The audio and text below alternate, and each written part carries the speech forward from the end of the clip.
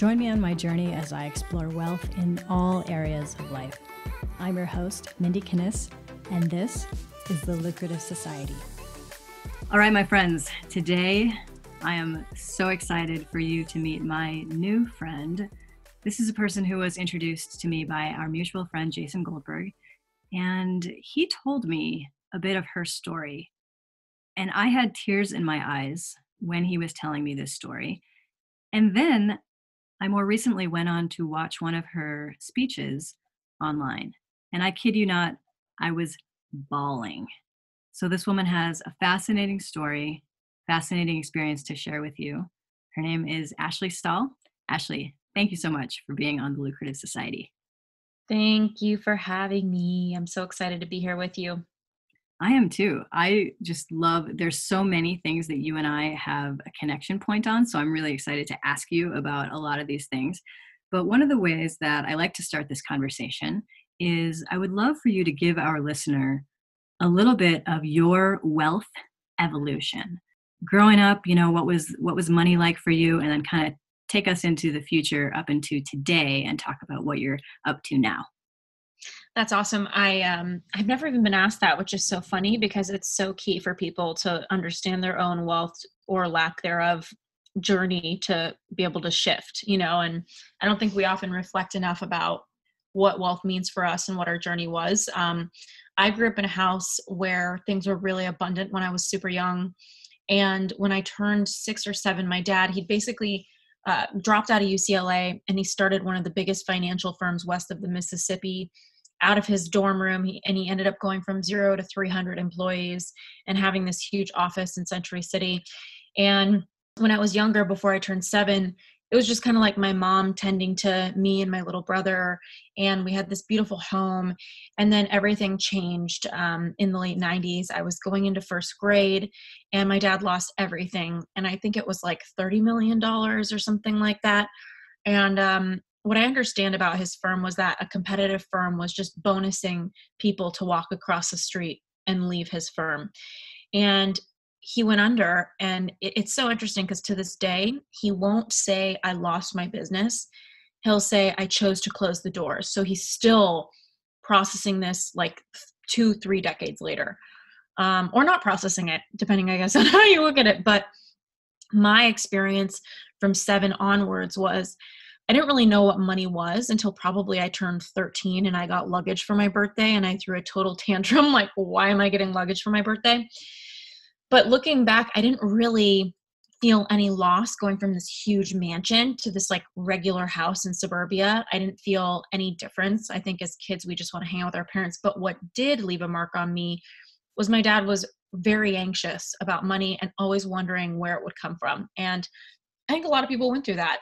And the conversation in my house was always about like the next deal. It was always about becoming and not being. And, I grew up just needing some peace, and it wasn't until my teenage years that I started to become more of an achiever. Like at first I was like a B+, happy B+, don't need to study student. But watching what my dad went through after my 13th birthday and I had my tantrum about luggage, I remember he had a panic attack that day when I threw the luggage and was like, why'd you guys get me this? And my mom said, you need to apologize to your dad. We don't have money. And I never heard those words before. I never understood that money had that impact of what you get and what you don't. Like that was when I drew the connection. And I remember opening the door and my dad was having a panic attack. And he looked at me in the eye and he said, this is going to kill me. I remember as a kid, that was the moment that I thought like money, the pursuit of money is going to kill me. But the only thing worse is not having it. So I had this like competing belief system of like getting it's going to kill me, but not having it's going to kill me worse. So I ended up becoming an achiever because I was like, the more I do, the more I am. And that was my belief. And I was a super achiever. And it's weird because I have my own podcast and I did an interview on it with somebody around achievement. And they were like, well, you're an overachiever. And I was like, that's so weird. I never identified as an overachiever. Really? Because I was, yeah, like, and I know, I just thought like I work hard, but I don't work hard all the time. Like, I guess I thought of an overachiever, like somebody who's working all the time nonstop. And I didn't think of it like you just have some big high achievements that you consistently will produce. I don't know. I'm not a workaholic. I just reach for the stars.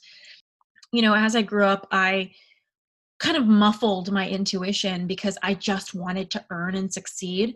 And I learned that my survival was tied, or I believed it was tied to like how flashy, however, whatever I was doing was. So the flashier, the better, the bigger name, the better. I wanted to work at a big name company or a big name place. And when 9/11 happened, I remember being really affected by that. I had family members on the East Coast and really rocked my parents. And I was always good at learning foreign languages. And I just decided I'm going to go into counterterrorism. And so being a resourceful person, I thought, okay, I'm not going to go into the government. I'm going to go into contracting because then I can make more money. Money, money, money, do, more, more, more. So ended up taking a defense contractor job, which the downside of that is that you don't have the same job security as a government person because you don't get fired in the government. You usually just get reassigned, is my experience, to a different team. And so when you're a contractor, you don't have that same job security, but you get paid more because it's private sector doing public jobs. So I did everything I could to get that job. I got the degrees, I got the masters, I learned the languages, all of the things, got into the Pentagon, and it felt like something was missing. But what happened along the way was when I was trying to get into the Pentagon, I couldn't get a job offer. And so for a while, like 6 to 12 months, I was an admin assistant, barely making minimum wage. And this was like exacerbating all my money issues. Cause I was like, no way, I cannot be making minimum wage. And it made me depressed. Like I ended up going to see a therapist. I love this story and specifically this part. Cause I'm like, what you were doing? I know. It's like Mr. Toad's Wild Ride at Disneyland, like my little story. So I ended up being an admin assistant and doing a bunch of cold networking on the phone. I got a list of alumni who graduated my college and moved to DC. And I just worked my way through this list of like 2,000 people, literally. And you can imagine like most of them were working in counterterrorism and intelligence. So a foreign phone call is even worse for that industry. Like cold networking is even more unwelcome. And so I just kind of braved through it.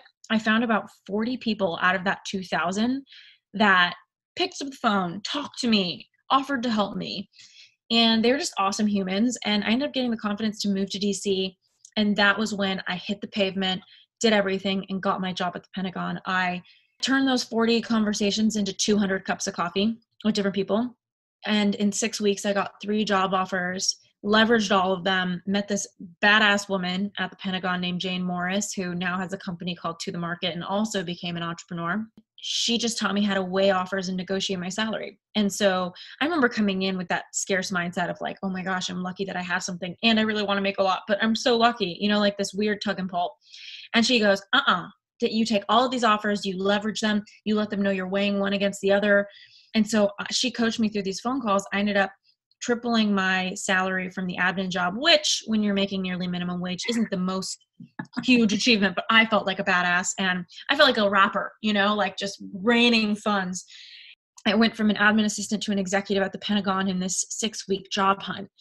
And it was when I really realized like learning how to talk to people, learning how to have conversations, that's your golden ticket. Being the best candidate in the job market, being the best entrepreneur, that's one thing. But being the best at acquiring, being the best at communicating, that's a whole other skill that I think a lot of people lack. Ash, if you could have just told me this 12 years ago, I was like, I'm a great coach. What? Yeah. Like, and where are all the people? Yeah. Where's the party at? I did not know that. I did not have that information back then. Yeah. Yeah, totally. It's interesting because I was going into interview rooms full of Harvard graduates and I went to a small college that was kind of mediocre at best, if I'm being candid about like how it rates in the rankings, and I almost felt like it gave me more grit and motivation because I was like, well, shit, I did not go to the best school. I need to outdo these Harvard resumes. And so I would go into the interview room and there'd be a bunch of people in there with very fancy resumes. And I think the mistake they were making was thinking that their name brand could get them by. I would walk in and the recruiter would be like, Ashley, hey, good to finally meet you in person. Like I'd already done my conversations and I came from a real place. Like which is a whole nother piece of, like networking is a science as far as a numbers game, like this many people, this many results. But communicating in a way that you are yourself, that's an art. And I was myself. And so I ended up getting all these opportunities, going to the Pentagon, feeling like something was missing, even with the fancy job and the money. And that was what inspired me to eventually start a business online, helping people land job offers. Because on the weekends, friends would come to me and they'd be like, it's the recession, which, you knew all too well, the recession. We can't get a job. How are you making six figures just out of grad school? Like, how is this happening? And I started offering them, like, come to Starbucks and I'll meet you over the weekend and I'll show you how to fix your resume and talk to people. And then one person became 5, became 40, became me getting kicked out of Starbucks. And really? Yeah, I used it as an event space. They didn't like totally kick me out, but they were like, hey, we really don't have space for our customers. This is not an event space. So ended up people being like, you should be a career coach. I'm like, that's ridiculous. I have no career to coach on, but I was really good at job hunting. So I started with what I knew. I started my business. I put everything I had into it. I created a webinar. I gave the same presentation 91 times. I went into extraordinary debt trying to get it. I think it was like 120, 140. I mean, that was so many debts ago, 140 grand. And I ended up tipping into profitability right in my darkest hour when I wasn't sure how I was going to pay rent, lied to my mom, only lie I've ever told her, and was like, I need to borrow money for rent. But then I paid another coach. She's like, you're not going to hire somebody else to help you with this thing, right? I'm like, no, this is for rent. And then I hired the final person. Finally, everything worked. And I went from 140, 150, I don't know how much it was more than $100,000 in debt. And I paid it off in a week. My webinar converted so well for this job hunting course. And it's weird, but looking back, because I remember I used to jog when I was working on this webinar. I spent 1.5 years of my life just practicing the same script. And that's what got me into Genius Network. And that's where I met Sean. And I spent so long working on this in the name of mastery and in the name of desperation too. It wasn't just inspired. I was panicked. I was scared. I wanted to succeed. It was like my identity was on the line. My survival was on the line from all of these experiences I had as a kid. So it ended up going from 0 to 50 customers a day on a $1,000 product. Next thing I knew, I had to hire a whole team of employees.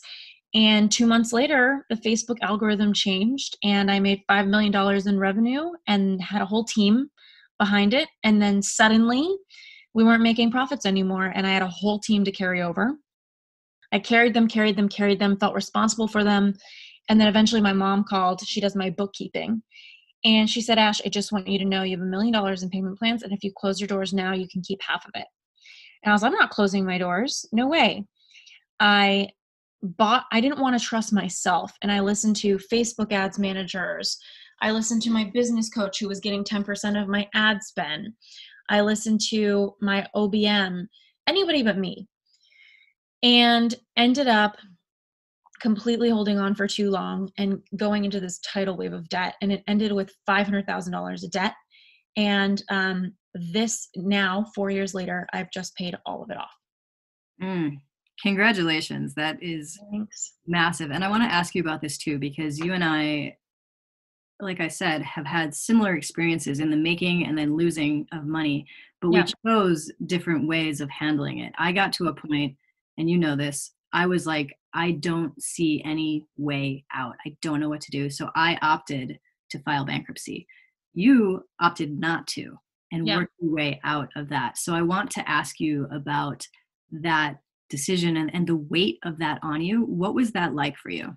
It's so interesting. Like my brain has always shut down with details. There is something so overwhelming and by the way, that's what got me into extraordinary debt, right? Like, I think keeping my brain receptive to information when it wants to shut down has been such a growth for me, because it will do everything to stop tuning in. Like, even with my partner, we live together and he's really analytical, mechanical, exact, strategic. So, I mean, he'll measure things down to the dot, whereas I'll kind of look at a wall and just be like, let's put a nail right there and the frame's going to look amazing, And so I've had to work super hard to start to care about these details and realize how much it's hurt my life not to.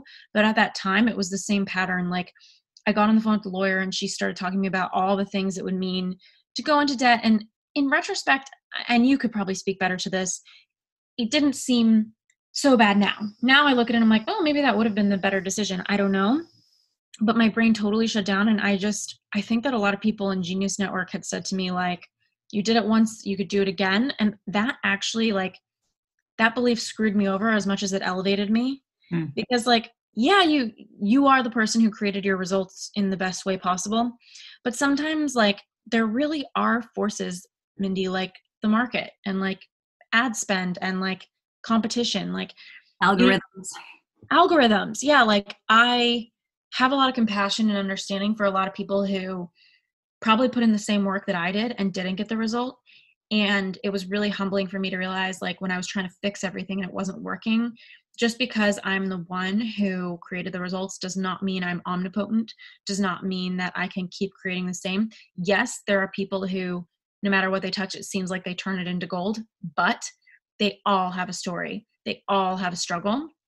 It's interesting when I've never said this on an interview before, but just because you're so much fun and who even really cares about me. But the week that the debt was like hitting, my merchant processor was like withholding funds just because, you know, when your money is weird and they want to slow down your cash transfers. And I was so cash flow choked.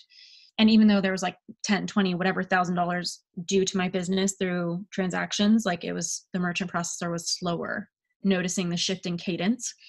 I ended up I was dating at the time, and I somehow ended up on a blind date with the founder of my merchant processor. What? Yeah, like the payment system I was using. And I couldn't even say what it was because it's so basic. People could look them up and I feel weird. But it was so ironic to manage my experience of going into extraordinary debt and then to also manage my self-esteem of sitting there with the guy who created the damn platform, who probably, I think I looked at the math and he made like, his platform made like 60 or 70 grand that year off of like their little percent of my merchant processor.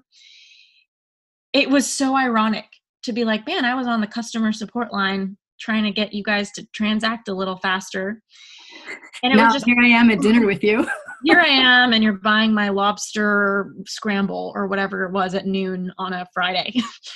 And we ended up seeing each other for a little while, but point being, like, there was so much humility that I had to step into, and it really has changed me because now I see people who are earning, and I know there's a story when there's ads out there and people are like, I made 100K in 3 weeks. I feel like more than ever, people are stopping with their resonance with that message of like, get rich quick.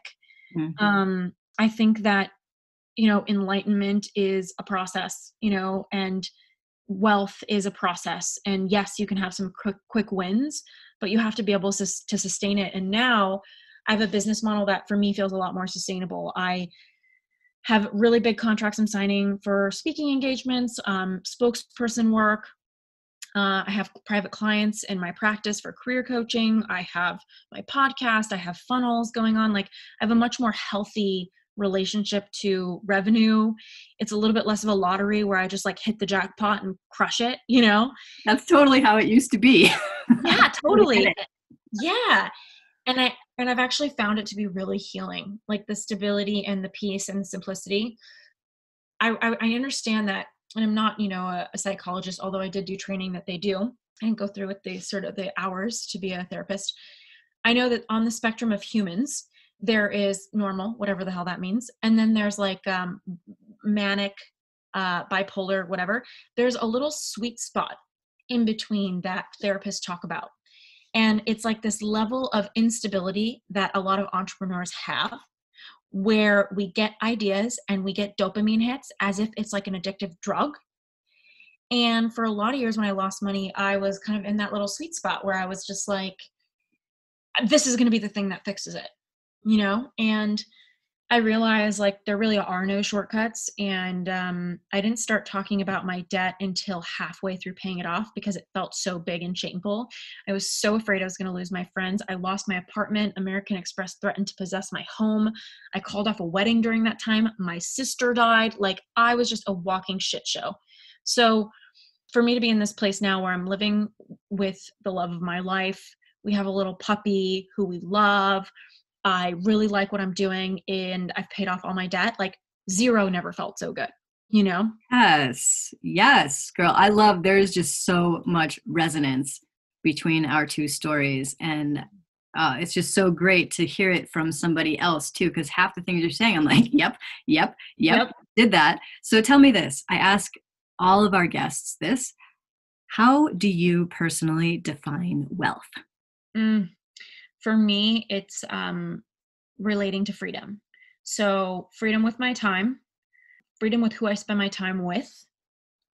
So freedom with the people I choose, the time I choose, and not having to worry about my basic expenses.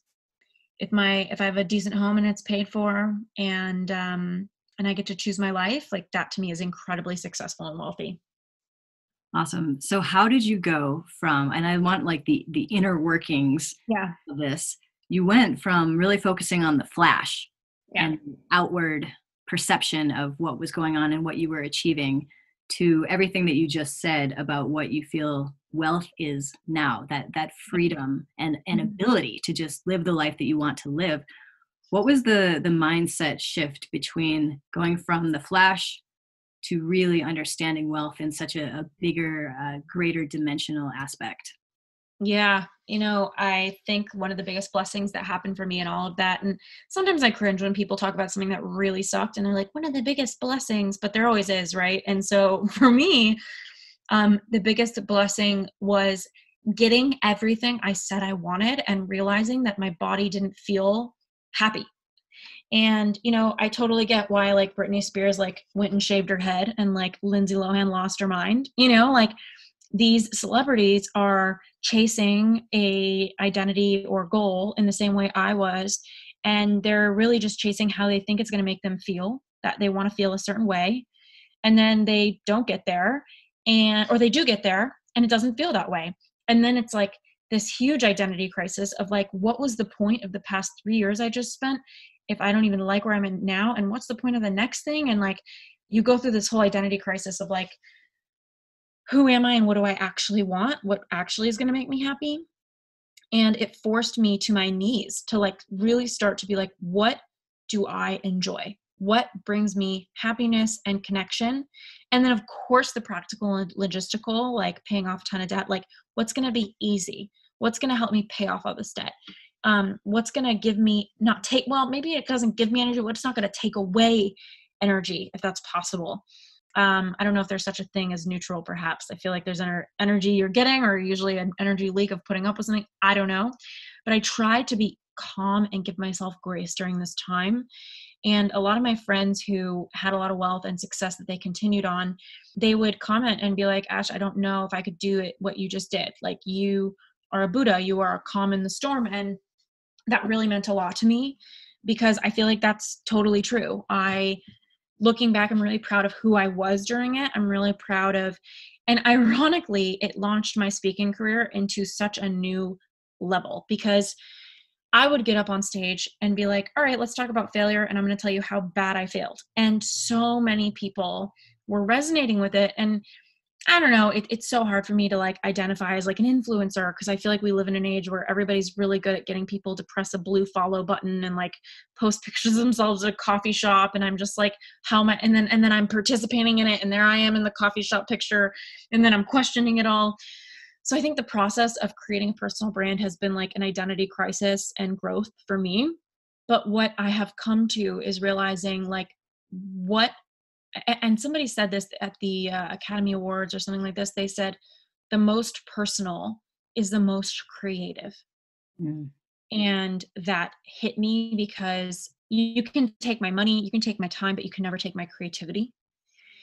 And I was like, okay, what feels so personal that I can share? And how can I use books, speaking, writing as a way to give, but also as a way to heal?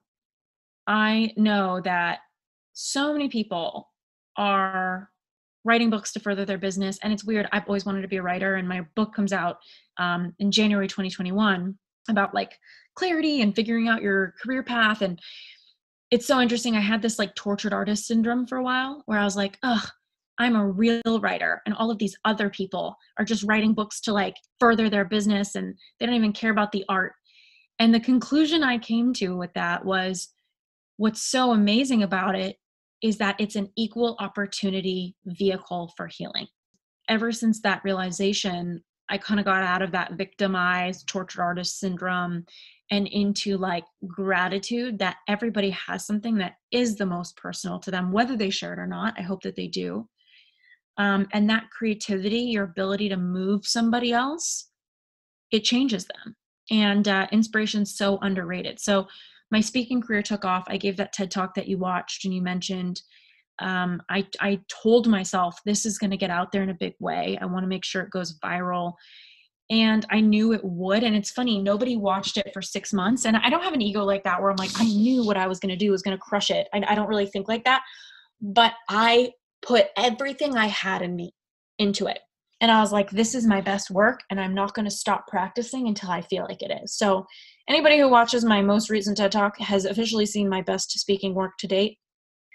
You know, you can only get better, but ever since then, I've been getting a lot of bookings, not just from the TED Talk, but across the board. Like when I give a speech now, it turns into more speeches and offers. So that's been awesome. That is awesome. And I will link to that video. I want to ask you about academics. You Yeah. and I have something that I feel is fairly unique in the entrepreneurial world. You and I collectively have a lot of degrees, and Yeah. we speak a lot of different languages and have a very different track than I would say most of the people that are our colleagues. Yeah. What was it about academia, or like why did you continue pursuing different degrees, different experiences like that when most entrepreneurs don't? You know, it's funny that you asked that because you were asking me like, what's wealth? And like, I really do think if I had passive income forever covering all of my expenses and didn't have to innovate, You would go to school. I would go to school. Me too. Yeah, I'll see you there. I'll see you there, Mindy. I really would. I would probably, I love France. I would probably, I mean, I want to have a family and, you know, I'm taking on more responsibilities and roots than ever before. And I really relate to you who, you know, you said you've moved a lot. I've moved a lot. I loved it. I've lived in LA, obviously, is where I grew up, but DC, I've lived in, you know, working at the Pentagon. I've lived in Paris and I've lived in London for extended, you know, a year or two each. And I learned so much, but what I found is that as a creative, I get like a dopamine rush of new ideas when I'm in new places. And so there's an addiction to just wanting new ideas and new inspiration. I'm right there with you. I totally, Yeah. totally get that. So there's another process that I like to take all of the guests through. And this one really gets into how you are who you are, like your daily habits and things like that. It's an acronym called HERB. So HERB, and I'll walk you through each one.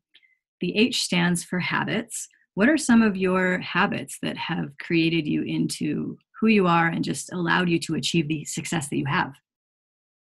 Mm. As far as my habits go, I think going through, I didn't really have a lot of practices or habits, good habits necessarily, great habits, until I lost everything. I think that being broken down in that way by life, like not in a small way, but like in a life is just showing me what's up and I need to face it. I have no choice because if you're not living life, it's going to live you, you know? And I had to create practices that would give me grounding. And I went through so many different phases with them. Every morning I wake up, I brew a cup of coffee and I light an incense and I put on my favorite candle. I always have candles being shipped to my house. It's ridiculous. And I was actually asking my partner the other day, I'm like, whatever the candle is wafting, is that toxic for my health? Because it's happening on a daily basis. Um, but I write, I sip my coffee and I just write free form what's flying through my mind. And I found the biggest way to get leverage on where I'm playing small, where I'm feeling blocked, is to just write down all of the things that I'm believing that aren't working for me. Because a lot of times we don't notice what we're believing, you know, and you would be the first person to know this, Mindy, with all of your coaching work. So I just try to get leverage on my stories, get leverage on my brain, and write thoughts down. And then I circle the one that is killing me the most. And I forgive myself for believing it. And I update it with the truth. I forgive myself for buying into the belief that this thing can't happen for me because I'm that or the other thing. And I say the truth is that it can, because I'm just like anybody else that it happened for, like, so I forgive myself every day for one belief that's not working for me. And some days it's the same one, days and days in a row. I absolutely love that. And one of the things that I appreciate so much about you and the way that you think about things is that you have an awareness of yourself. That takes a higher level of consciousness, not to just be going through blindly and, oh, this is what happened to me and whatever, but having that awareness and being able to reflect upon it is huge. So that is awesome.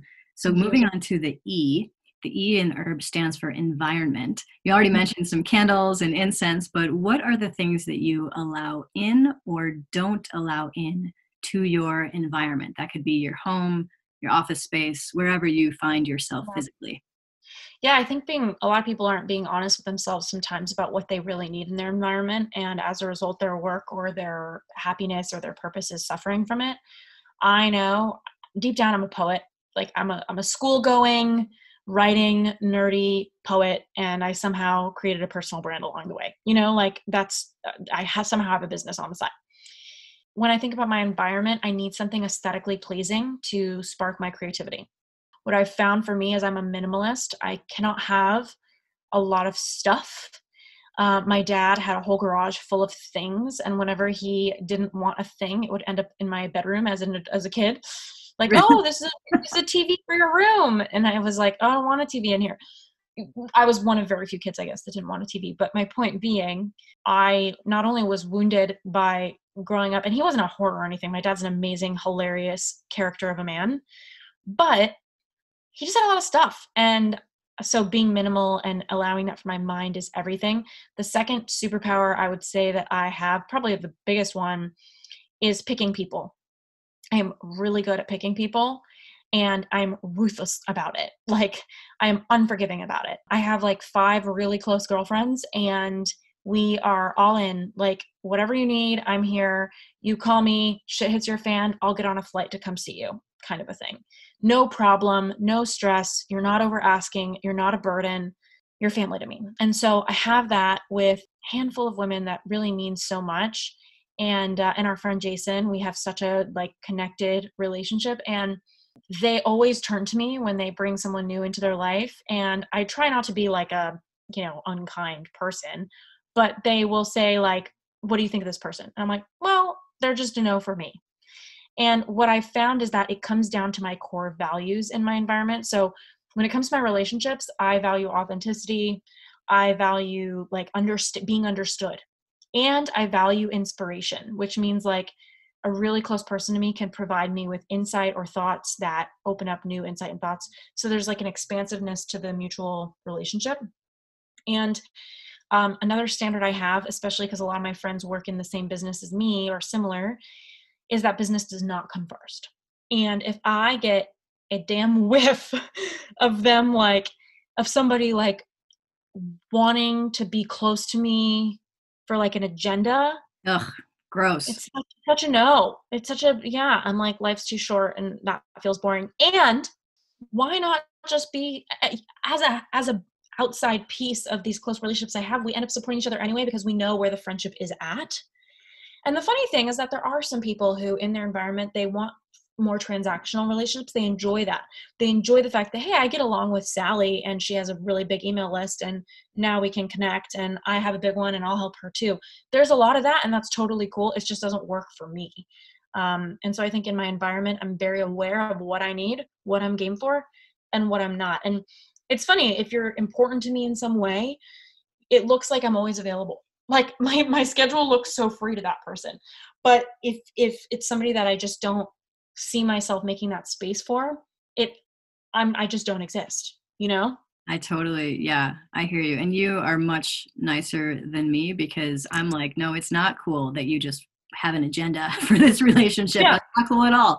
Yeah. So let's move on to the R. That is resources. And I love geeking out on this. I'm sure you probably do too. So these would be books, courses, programs, whatever things have really helped you develop and that you would recommend to others.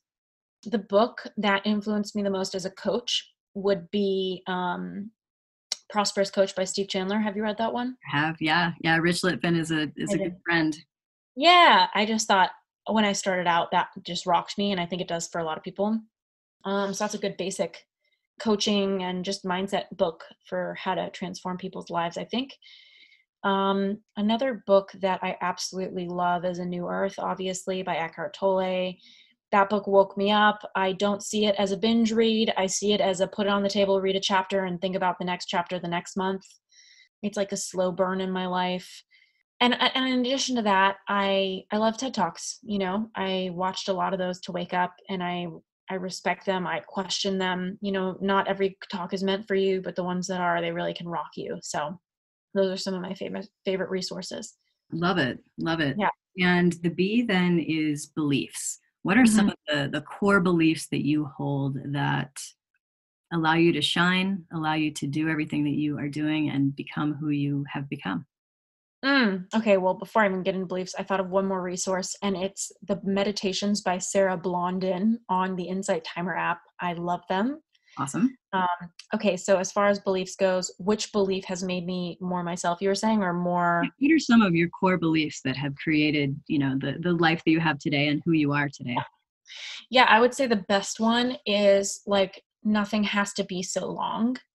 Like I think the linchpin in people's mindset often is the belief that because it took me so long to create this mess, now that I look at it all, it's going to take me so long to clean it up.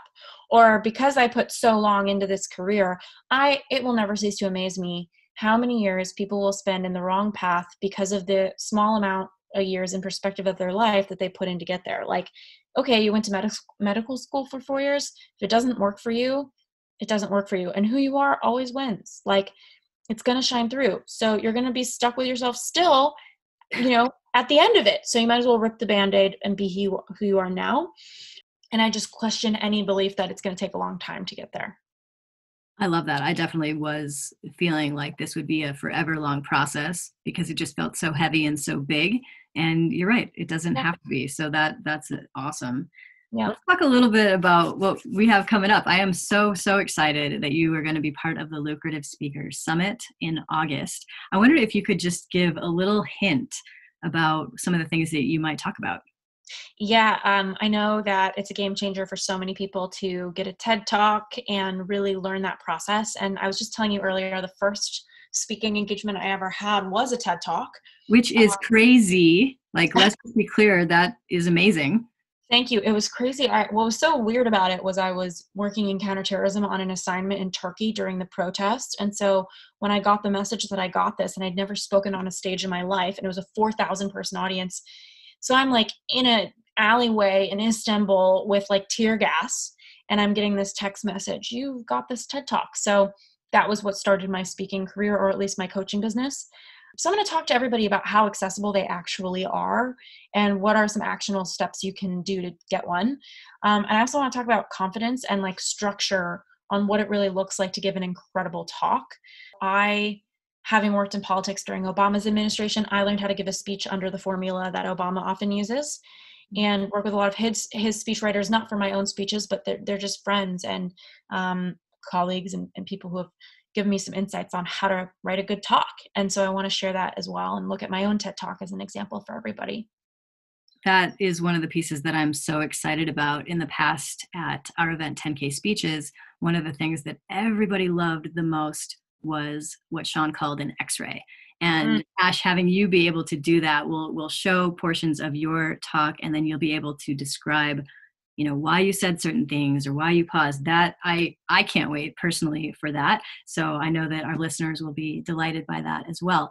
For those that are interested in that summit, that information will be at lucrativespeaker.com. You can learn everything about that and come hang out with Ashley and I. But for those of the listeners, Ash, that are like, this girl is amazing, I want to learn more, I want to work with her, where should they go to learn more about what you're up to? I've been hanging out on the gram lately. So you guys can just find me there at Ashley Stahl. It's AShleyStahl. I'm also in love with podcasting. Just had you record with me for mine on U-Turn podcast, not called Your Turn. I get so many weird pitches of like, I want to be on Your Turn. I'm like, actually, that's an amazing idea of a name, but it's U-Turn, YOUTURN. Would love for you guys to tune in, and just so honored to have been here with you, Mindy. The honor is mine. And as we talked about on your podcast, we talked about on this podcast, there's so much resonance, and I am just delighted to get to know you better.